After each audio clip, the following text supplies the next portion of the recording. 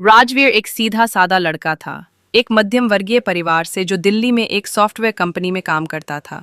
उसका सपना था कि वह अपने माँ पापा को एक अच्छा जीवन दे और एक सच्चा समझदार जीवन साथी पाए। पढ़ाई में तेज, व्यवहार में सरल और दिल से बहुत भावुक था। एक दिन ऑफिस के रास्ते में उसकी नज़र एक लड़की पर पड़ी।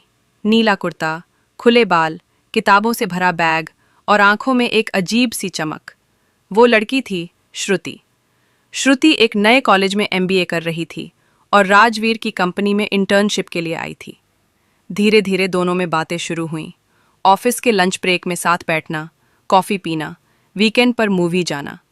राजवीर को लगने लगा कि यही लड़की है जो उसके अधूरे जीवन को पूरा करेगी।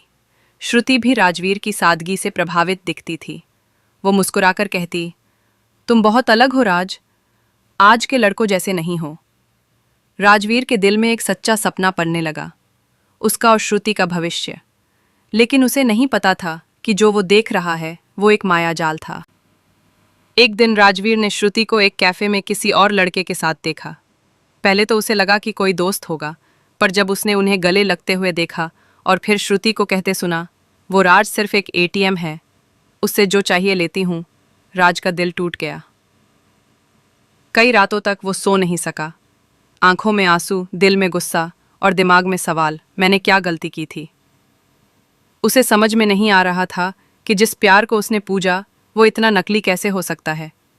पर उसकी माँ ने एक दिन उसके आंसुओं को पोंछते हुए कहा, बेटा, प्यार में अगर ईमानदारी एक तरफा हो तो वो प्यार नहीं, मोह होता है, और मोह टूटने के बाद ही सच्चा इंसान बनता है।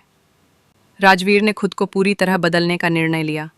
उसने श्रुति को पूरी तरह से अपनी ज़िंदगी से निकाल फेंका। उसने जिम ज्वाइन किया, नए स्किल्स सीखे, खुद का एक सॉफ्टवेयर स्टार्टअप शुरू किया, अपनी पहचान खुद बनाई। 1 साल बाद उसका स्टार्टअप बहुत सफल हुआ। उसे मीडिया में फीचर किया गया। राज अब सिर्फ एक साधारण लड़का नहीं, बल्कि एक आइकॉन था।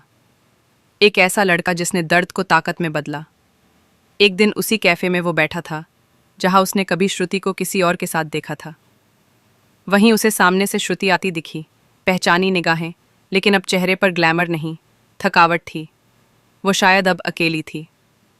श्रुति ने मुस्कुराकर कहा, राज, तुम बहुत बदल गए हो। राज ने शांति से जवाब दिया, हाँ, दर्द सिखाता है श्रुति। श्रुति की आंखों में पछतावे के आंसू थे। काश मैं उस वक्त समझ पाती कि तुम क्या थे। राज ने मुस्कुराते हुए कहा, कभी कभी देर हो जाती है, लेकिन वो देर हमें मजबूत बना देती है। एक नई शुरुआत। उस दिन के बाद राज ने